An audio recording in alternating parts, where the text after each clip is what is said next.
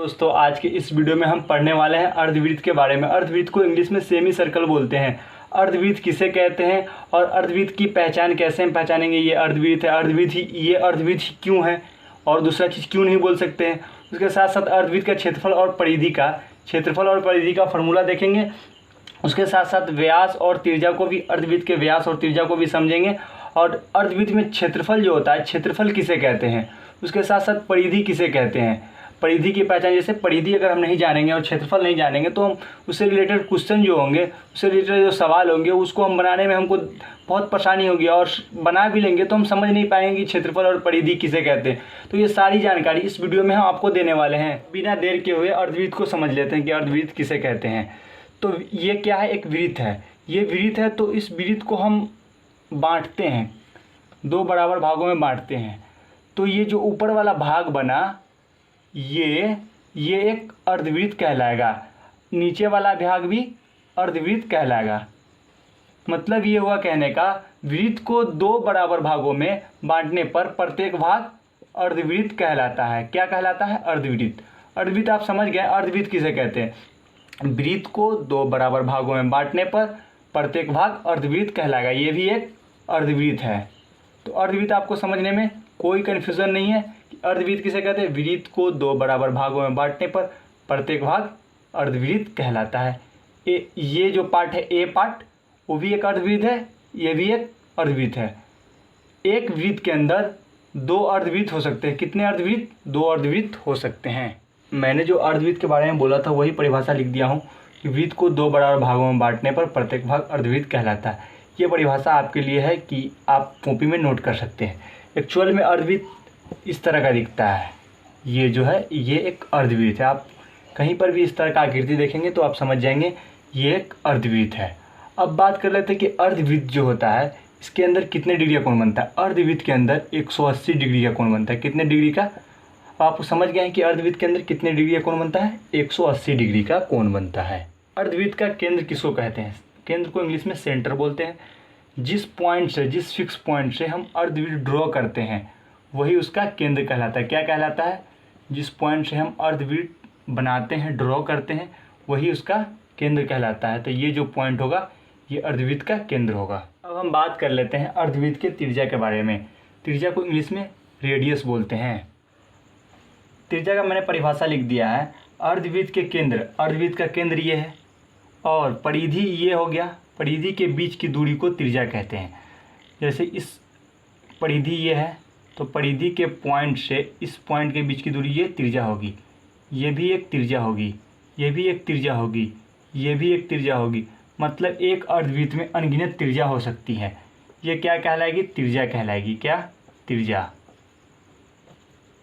त्रिज्या होगी। इसको इंग्लिश में आर से भी दर्शाते हैं त्रिज्या को। अर्धवृत्त की त्रिज्या को आप समझ गए कि त्रिज्या किसे कहते हैं। अर्धवृत्त के परिधि से केंद्र के बीच की दूरी को त्रिज्या कहते हैं। जैसे ये सभी त्रिज्या जो होती है आपस में बराबर होती है। जैसे ये पॉइंट का नाम सी हो गया, इसका डी, इसका ए, तो ए ओ बराबर होगा सी ओ के। उसके बाद जो ओ डी बराबर होगा। मतलब सभी त्रिज्या आपस में बराबर होती है। त्रिज्या की जो लंबाई होती है सही बराबर होती है। त्रिज्या आप समझ गए हैं कि अर्धवृत्त के परिधि के किसी भी पॉइंट से, ये पॉइंट हो गया, ये पॉइंट हो गया, किसी भी पॉइंट से केंद्र जो है, सेंटर जो है, उसके बीच की दूरी को त्रिज्या कहते हैं। जब हमने केंद्र और त्रिज्या को समझ लिया है तो व्यास को भी समझ लेते हैं। व्यास को इंग्लिश में डायमीटर बोलते हैं। और ये जो त्रिज्या है ये भी एक त्रिज्या है। क्या है? ये त्रिज्या है। त्रिज्या को अगर हम जैसे डबल करते हैं, जैसे ये त्रिज्या जितना इधर है उतना इधर बढ़ा देंगे तो ये क्या कहलाएगा? व्यास कहलाएगा। जैसे यहाँ पर सी पॉइंट है तो ये एक व्यास हो गया। तो ए सी जो हो गया एक व्यास होगा। मतलब त्रिज्या को डबल करने से व्यास बनता है। आप समझ गए कि व्यास किसे कहते हैं। ये ए भी एक त्रिज्या है, बी सी भी एक त्रिज्या है। तो दो त्रिज्या मिलकर एक व्यास बनाती है। इसलिए डी बराबर जो होता है 2r होता है। मतलब ये हुआ 2r को, दो त्रिज्या को अगर हम एक साथ जोड़ देंगे तो उससे व्यास बनता है।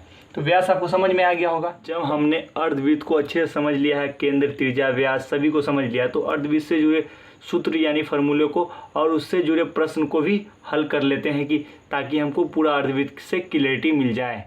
अर्धवृत्त का क्षेत्रफल का फॉर्मूला जानने से पहले हम ये जान लेते हैं कि क्षेत्रफल किसे कहते हैं। ये जो पिक्चर है अर्धवृत्त का, ये जो जगह जितना छेक रहा है वही उसका क्षेत्रफल कहलाएगा। मतलब ये हुआ कहने का, क्षेत्रफल किसे कहते हैं, मतलब ये अगर आयत है तो ये जितना जगह छेकेगा, जितना एरिया ऑक्युपाइड करेगा वही उसका क्षेत्रफल कहलाएगा। क्षेत्रफल आप समझ गए, क्षेत्रफल किसे कहते हैं, कोई भी आकृति जितना जगह ऑक्युपाइड करती है, जितना जगह छेकती है वही उसका क्षेत्रफल कहलाता है।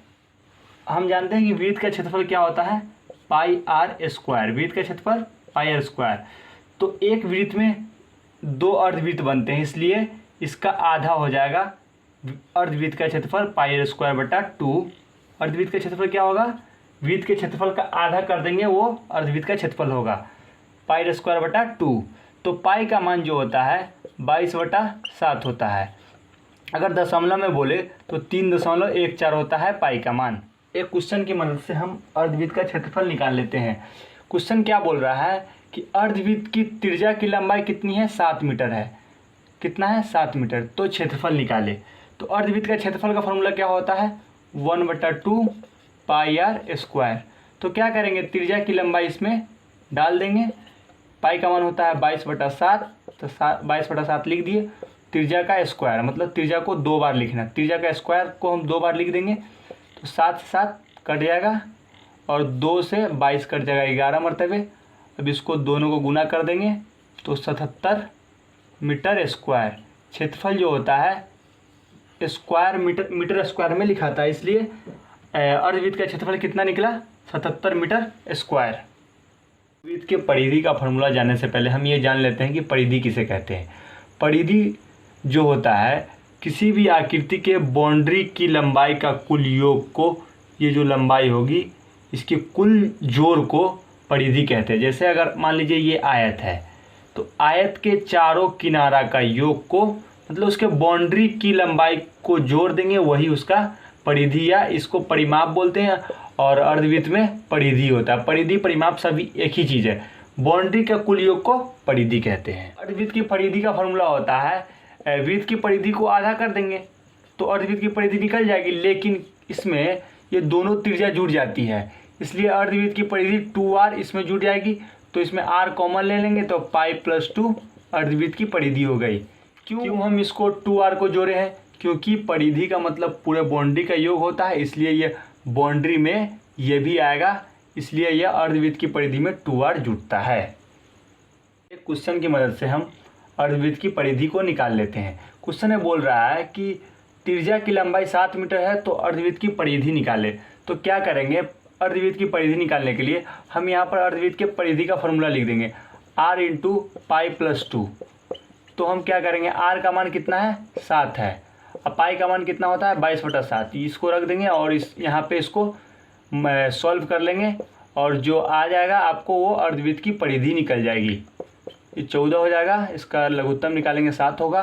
अब इसको जोड़ देंगे तो ये हो जाएगा क्या, 7 से 7 कट जाएगा और ये हो जाएगा 36।